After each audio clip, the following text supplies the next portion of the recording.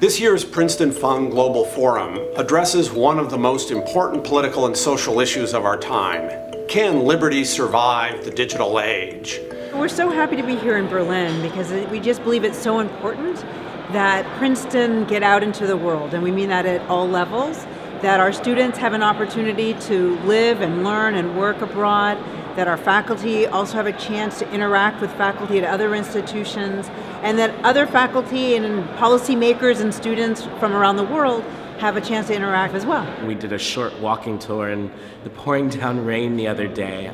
It was interesting to see sort of a community that's been in development, to see how people bounce back and move forward, and then at the same time about some of the impacts of different aspects of history. Putting on a conference in Berlin, Germany, with the organization and planning going on in Princeton, New Jersey, has a lot of challenges. We asked the panelists to get together to really work out the themes that they want to cover in their panels. It's not meant to be a session where they plan every single thing that they're going to say, but it helps them figure out what major themes and what major topics they want to make sure to hit when they get on stage at the forum. We're here to talk about the internet and what has happened over the course of the last 40 years since it was invented, and roughly 35 years since it was turned on in 1983.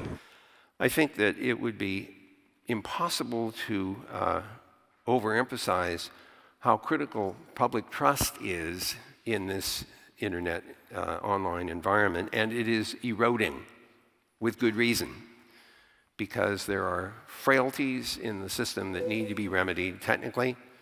There are problems that can only be addressed by common agreements across national boundaries. There are technologies like in the Internet of Things that need to be implemented in a way that regains people's trust in the safety and reliability of those devices. It is a pleasure to introduce our first panel, the World Wide Web. I do agree that there are technological issues that absolutely should be addressed, full stop. But I don't think the alternative is to have the government control these platforms. One of the things I'm very passionate about is to make sure that we set up systems and controls and ethical frameworks, co-regulatory frameworks, as well as laws that will work when the people in power are people you agree with, as well as when the people in power are people with whom you vehemently disagree. You need to future-proof whatever you're going to set up so that it will work, whatever your political persuasion is. There were people who are trying to do with this video. Thank you for coming here. In terms of our overall question, can liberty survive the digital age? What is it precisely that concerns you the most? David. I worry. There are at least two other David Dobkins that I'm aware of, because I get their mail, because we're conflated in various ways. I worry about a machine learning algorithm gone a little bit awry that somehow puts information from the three of us together, assigns it all to me.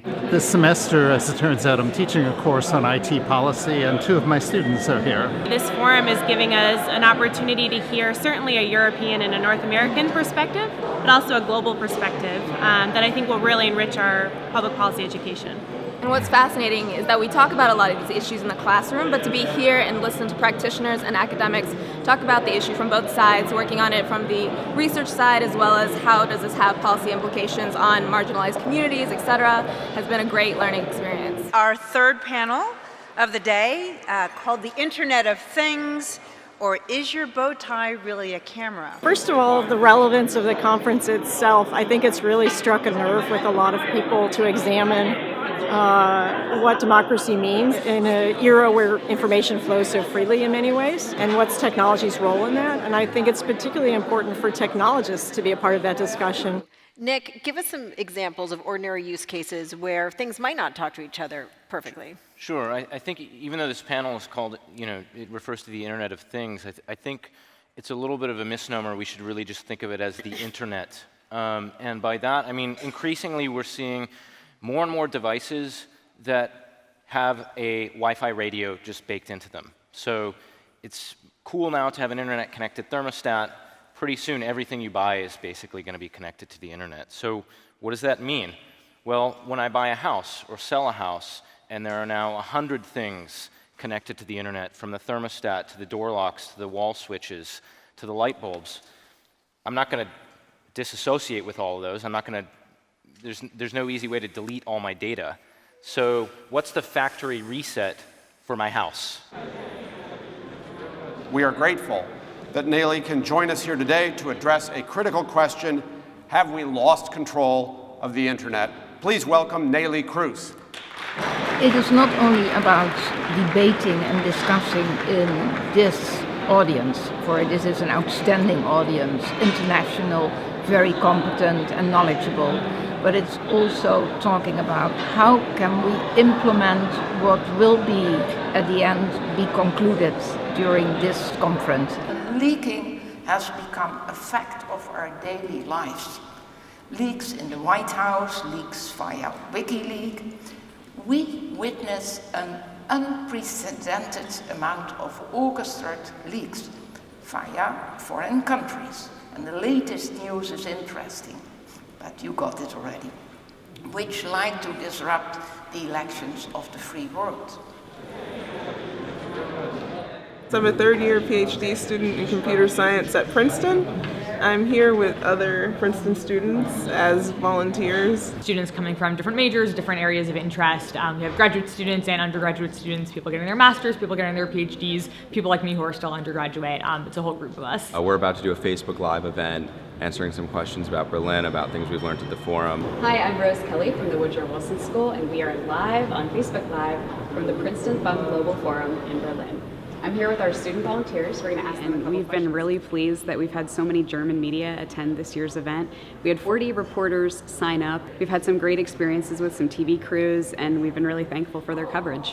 Humboldt University and Princeton University have a special relationship, and it takes on many different types of connections. My name is Claudia Schmidt-Memmler, and I work at the International Strategy Office at Humboldt University here in Berlin. And we are a strategic partner, international strategic partner of Princeton University, and I am responsible for the connection to Princeton and the connection between Humboldt and Princeton, and that's why I'm here. Please join me in welcoming Microsoft President Brad Smith. Thanks, thank you. I thought it was worth taking a page out of the history books and thinking a little bit about the diplomatic conference that had convened in Geneva in 1949. The diplomatic conference that had created the Fourth Geneva Convention that protects civilians in times of war. And I thought it was worthwhile to start to talk about creating a digital Geneva Convention.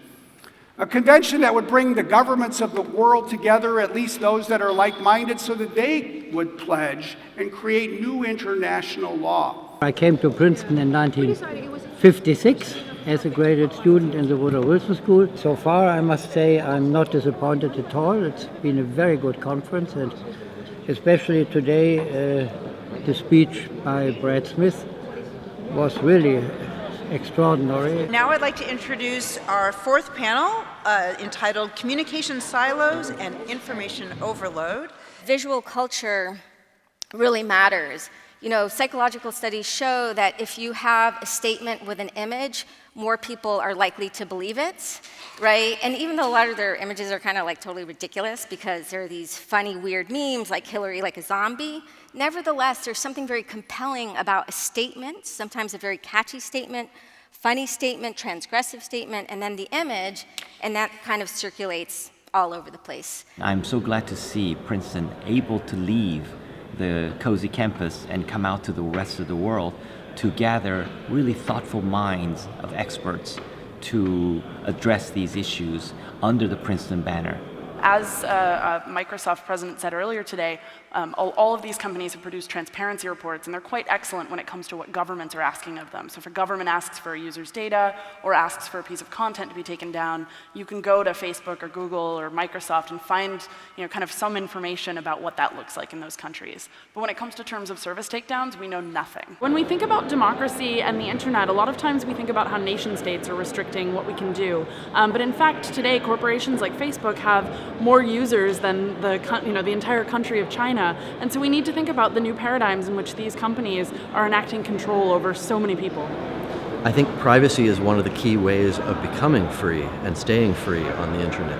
I remember being up here probably 6 or 7 years ago or something when I was talking about the Tor bridge design to get around censorship and basically provide a way for Tor users to not get oppressed by certain countries around the world. And at the very end, there was a person who came up in the Q&A session, and his question was simply, in a very thick Russian accent, "They'll kill you." And there I am in the CCC video with my mouth open thinking, how do I answer a question like this? And eventually I figured it out. It was, then I guess I'd better build it so that killing me isn't actually a useful step to take. So here I am back in Berlin. Our last panel is Living with and Regulating Web 3.0+. Unless you take down the materials that are allegedly copyright infringement, you might be liable for copyright damages. These days, encryption is a best practice, really, to protect your security and privacy when you're online. If you're on a public Wi-Fi network, like say the one in this room, and you go to a website that's unencrypted, that's actually a somewhat risky thing to do.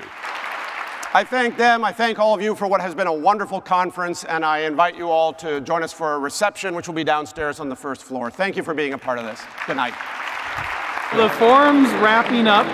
It was 2 days of just amazing conversations and an opportunity to really meet and network with folks throughout the world. So it was an outstanding event, a great weekend, and I'm thankful for the opportunity to hear so many different perspectives on this critical issue.